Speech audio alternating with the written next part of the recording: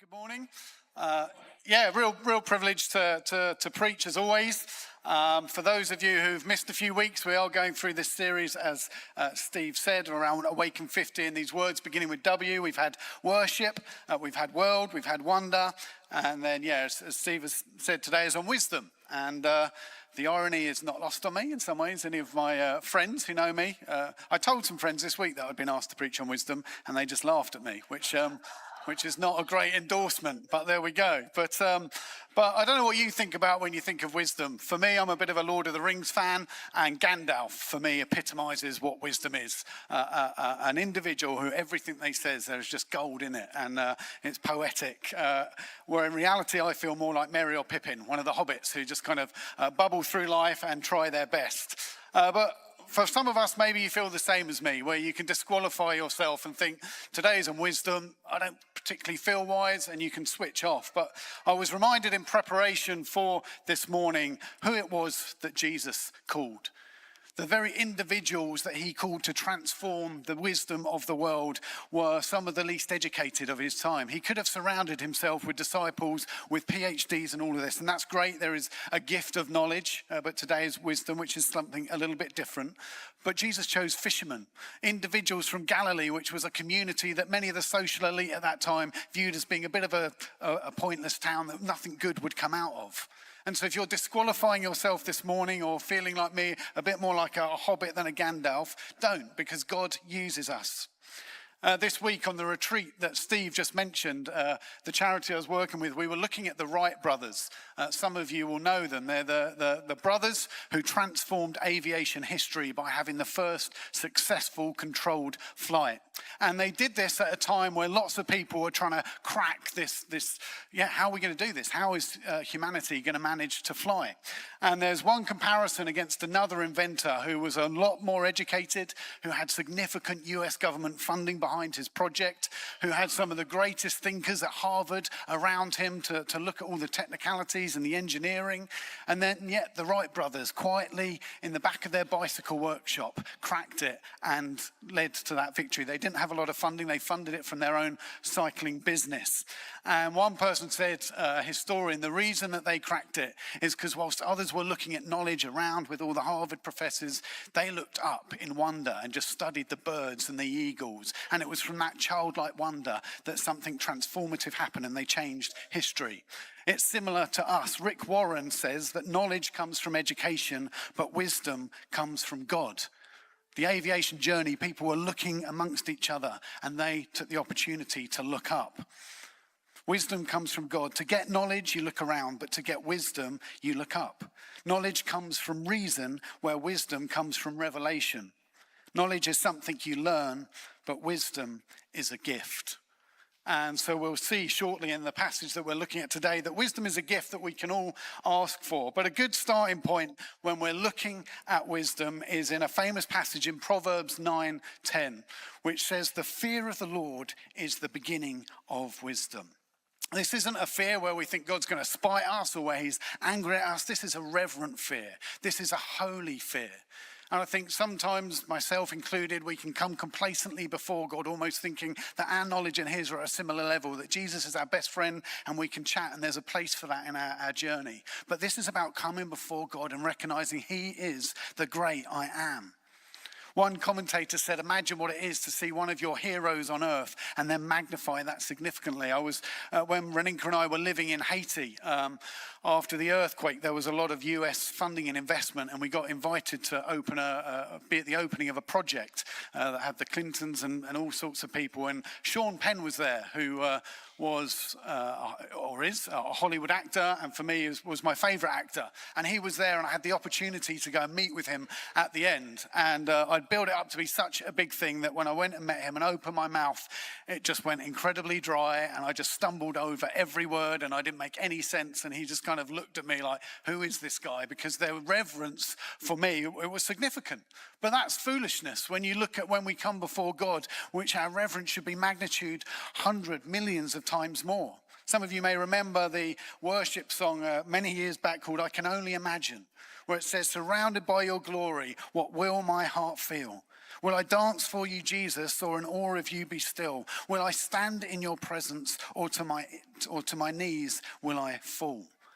And it's no accident that last week and through this week with Awaken, we've been looking at wonder, and then that transforms us to a place of wisdom, because without the wonder, we're not going to get the wisdom. And so from that place, we come to look at James 1, 2 to 8, which is what we've been asked to reflect on. And this particularly looks at wisdom in the context of when we're facing trials or challenges, but the same principles can be applied to all areas of our life. And we'll quickly see that the teaching of Scripture when it comes to dealing with suffering and trials is very different to that of the world. The world will say avoid suffering, or try and stay safe, or control it. Where we see James say, actually, sometimes trials are going to happen and you need to press in with a godly perspective. If you've got your Bibles, do turn to James 1, otherwise it'll be on the screen. It says, "Consider it pure joy, my brothers and sisters, whenever you face trials of many kinds, because you know that the testing of your faith produces perseverance. Let perseverance finish its work so that you may be mature and complete, not lacking anything. If any of you lacks wisdom, you should ask God, who gives generously to all without finding fault, and it will be given to you. But when you ask, you must believe and not doubt, because the one who doubts is like a wave of the sea blown and tossed by the wind. That person should not expect to receive anything from the Lord. Such a person is double-minded and unstable in all they do." If we just go back to the previous slide, to the start of it, before we get into wisdom, just to put in a bit of context, I don't know about you, when you first read that opening sentence can be a bit of a turn-off, and it can seem almost offensive if you're going through trial. What James isn't saying is that when we face trials, we should jump for joy and be happy. The word consider in the original language was actually less of an emotive word, but more of an intellectual word. It was about evaluating and reckoning with. So he's not saying dance up and consider with joy. He's saying evaluate what you're going through, but do it through the lens of joy. And as we've reflected on as this church before, joy and happiness are two very different things. Happiness is an emotional state which is based on external circumstances, which is obviously often fleeting. Happiness is a moment where Wales score a try against Ireland, and it happens occasionally, Steve. Happiness.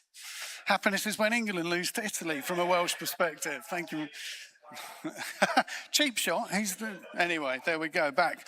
But that's happiness. But joy is something different. Joy is not an emotional state as such, but more of a spiritual state. And there's an incredible guy who we've pressed into, Reninka and I, over the years at different points, called Jerry Sitzer. He tragically lost his wife, his daughter, and his mother, all in one accident when a drunk driver ploughed into them.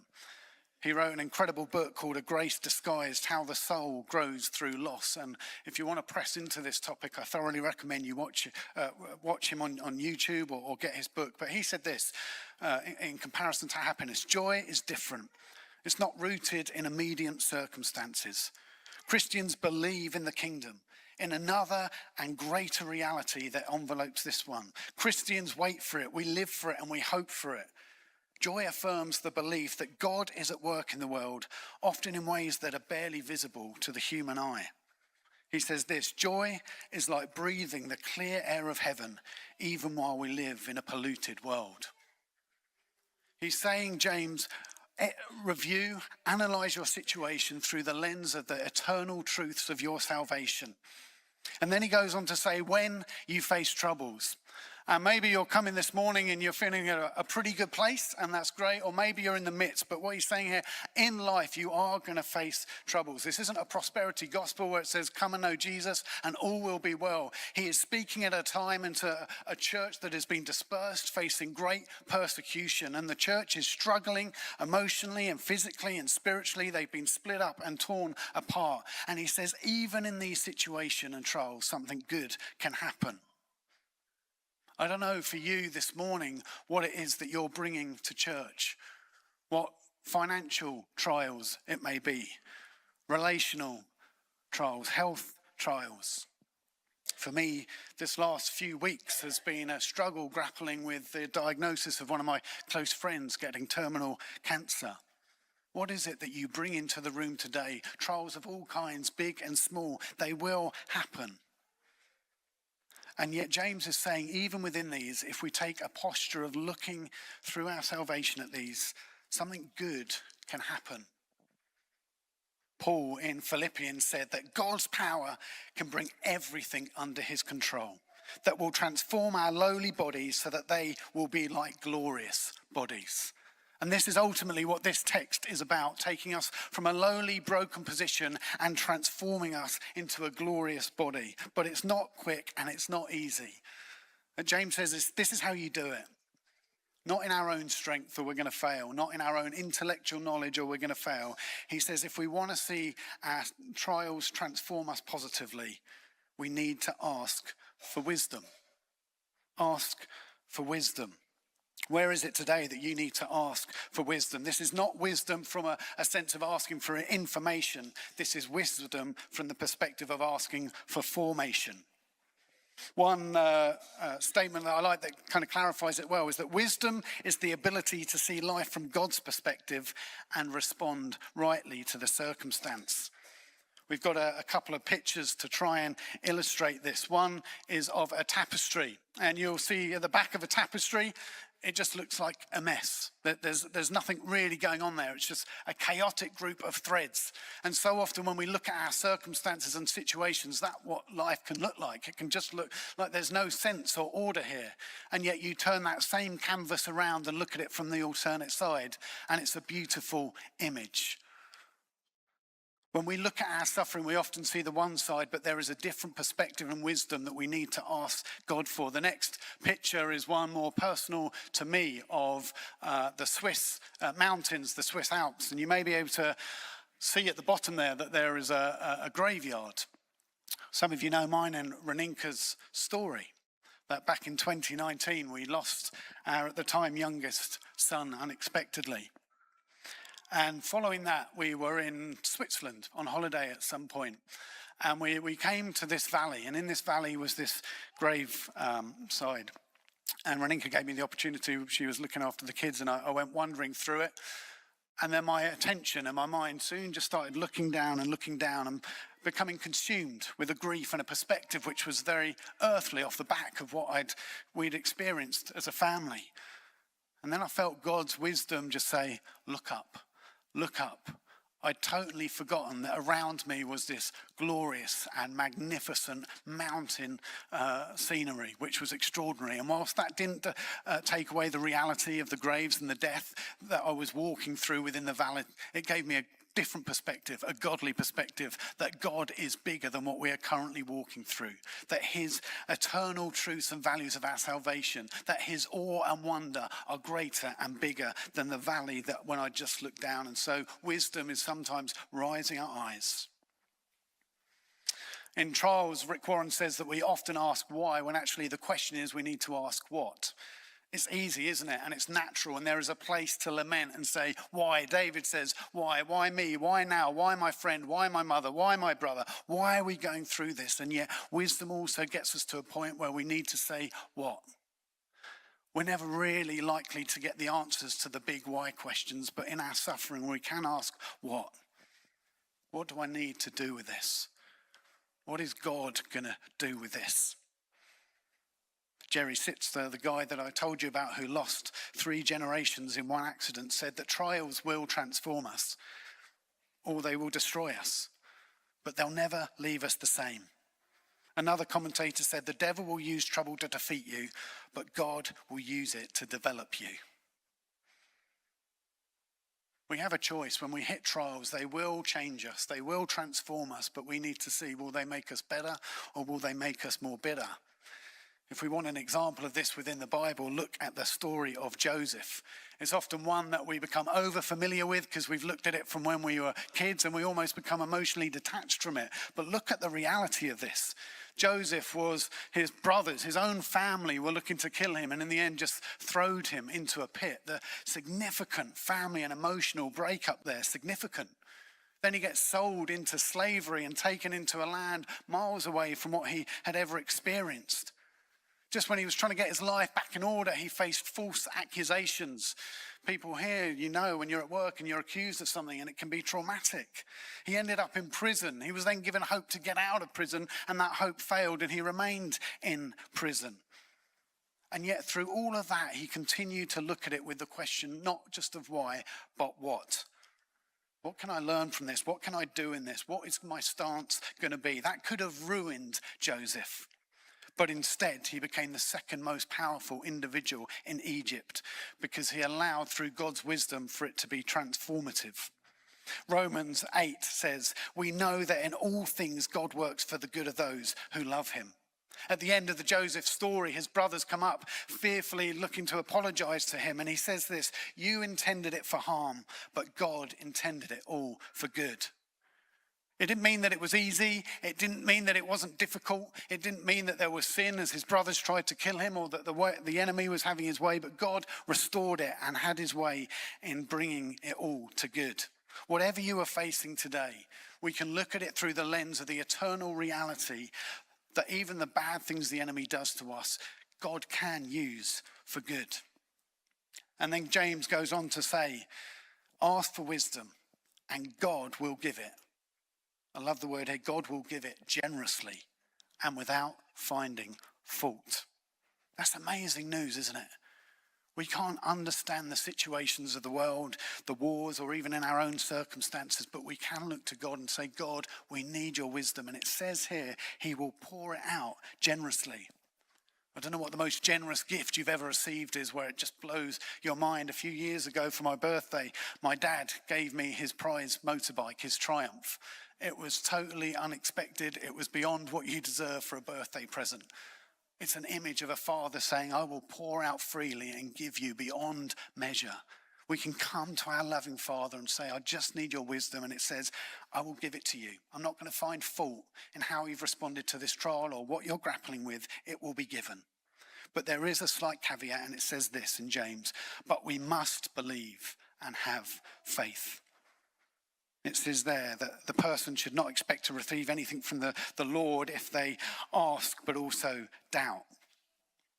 The question Tim Keller asks in a sermon that Steve sent me is, are we really trusting God when we ask for his wisdom? Or have we got one foot in the church, trusting in God, and another foot trusting in the ways of the world? Are we looking for secular wisdom to deal with our situations alongside biblical? Are we fully surrendered? Because Tim Keller says so often in life we will ask God for wisdom, but we will do it within the constraints and the restrictions of some parameters. Not that Reninka and I ever argue, but if we were to argue, it's asking God, give me wisdom how we can reconcile, so long as Reninka is the first to apologise, because she has been way more out of line than me. Or as happened to one of my trustees when we started our charity, he had always prayed, God, send me anywhere in the world, but not in this part of the world. And he was relating to Haiti. And then he ended up getting called to Haiti. If we are serious in view of that passage in Proverbs to come and find wisdom and fear of the Lord, we need to be totally surrendered. There's no point us coming before God thinking we've got some knowledge here as to how we can deal with this. Are we really asking God in total surrender, in a fear of the Lord, for his wisdom? It says, don't doubt, trust. Trust in God. That can be difficult, can't it? Steve gave the amazing story, one of my favourites as well, of George Muller, who set up orphanages for hundreds of children in Bristol. And Steve gave the illustration of that time where he didn't have any food to feed them, but he had a commitment from God that God would always provide. And it went against human wisdom. He said he would never ask for money, he would never fundraise, and God would always provide. And even at the moments where he had hundreds of kids sat before him at the dinner tables waiting for food with nothing there, he trusted. That must have been tough. And miraculously, food would come out of nowhere for crazy circumstances. Or this week I was reflecting on Brother Andrew, who was the missionary who used to smuggle Bibles into parts of communist Europe where he would have got arrested and potentially tortured or whatever it would have been. It was a risky business, and he felt God say to him, don't even try and smuggle these Bibles in under the radar. Just, you can keep them on plain sight and I will look after you. And so he would drive up to checkpoints from a human wisdom totally foolish, and yet he believed in what God had said. Can you imagine the trust you would have driving up to to that checkpoint for customs to come. And he said again and again, the very customs officials who were sent to check out what he was bringing were just totally blind to the Bibles. It was a biblical wisdom. Or when Reninka and I moved over to Haiti for missionaries, we did so before the charity had even secured funds for the project that we were going out to manage. It didn't make sense. Conventional wisdom would say, make sure you've got all the finances in place and then go. And God would say, no, step out and trust me, and then the provision will come. And we can trust God, because when we look at our circumstances through the lens of an eternal salvation, the ultimate wisdom is found in the life and the death and the resurrection of Jesus. From an earthly point of view, right from his birth, Jesus being born looked foolishness in a barn. He gathered an uneducated group of disciples, which seemed like a PR or comms disaster, when he could have got much more influential politicians or philosophers. He entered Jerusalem on a donkey when some said he should come on a chariot with an army. It looked foolishness and silly, yet it was the wisdom of the kingdom. He took up the cross and bore all of our sin, and people mocked and laughed at him on Good Friday, saying, what foolishness is this? And yet it was the wisdom of his Father. And he rose again. And it is in that resurrection and that assurance that we know at the Easter story that yes, there is pain on the Friday. There are questions of why and what is going on the Saturday. But if we consider and we grapple and we evaluate with the trials we face through the lens of our salvation and the joy of eternity, we know that God's wisdom will prevail. And then there's this last verse that we will look at this morning that said, blessed is the one who perseveres under trial, because having stood the test, that person will receive the crown of life that the Lord has promised to those who love him. At that time, the crown was a symbol of a wreath that athletes after the Olympics would get when they won a race. I don't know if any of you have been inspired by the Winter Olympics or the Paralympics. The stories of incredible sacrifice over years and years and years to get to that one moment to try and win. And James is saying, in the face of trial, where it will be difficult, where it will be hard, don't let those situations make you bitter. Allow them to make you better. They can develop you or they can defeat you. Our trials can develop us or they can defeat us. But if we do what James says, if we look at them from an eternal perspective, if we allow them to do some good through us, if we ask God for his wisdom, if we trust him that he will respond, then the prize that we see is not a perishable crown, but it is eternal life. A few weeks ago, we ran an event in South Sudan called Night to Shine, which is an annual celebration that happens all over the world where people with disabilities are celebrated. And it's the first time it happened in South Sudan. And we had about 60 people come, and there's a huge red carpet into the entrance. And on either side, there are community members cheering with signs and placards, and everyone's dancing and singing. And you see these individuals with disabilities cheered in down the red carpet. One lady who was in her mid to late 30s said it's the first time she's ever been invited to a party. She spent her whole life excluded and struggling. I just thought it was a beautiful image of what today is about. We can spend years and years persevering, but we know and have the assurance, as James said, that when we persevere with it, there's going to come a time where we will walk before God, where we will be given a crown, where he will say, well done, my good and faithful servant. Some of us will see the wisdom of God in our circumstances immediately. Others in weeks or months. For some, like Joseph, it may take years and years and only come true towards the end of his life. For some, we may not know the fullness of the whys and the whats until we stand before God. But we have the assurance that he is a loving Father. He is a Father that wants to redeem all that is going wrong in the world for his glory. And he will do it. I wasn't sure if I was going to share, but I will, just because Steve's already mentioned it. But March is a significant year for us as a family because of losing our son Noah back in 2019. And we thought the boat had sailed, the ship had sailed on whether we would have another kid naturally. And yet out of the blue, here we are. Foolishness by some, but the wisdom of God. But it's extraordinary. We went to have the scan where they put a date on when's the baby going to be born. And one of the scans said 29th of March, the exact day that we lost our son.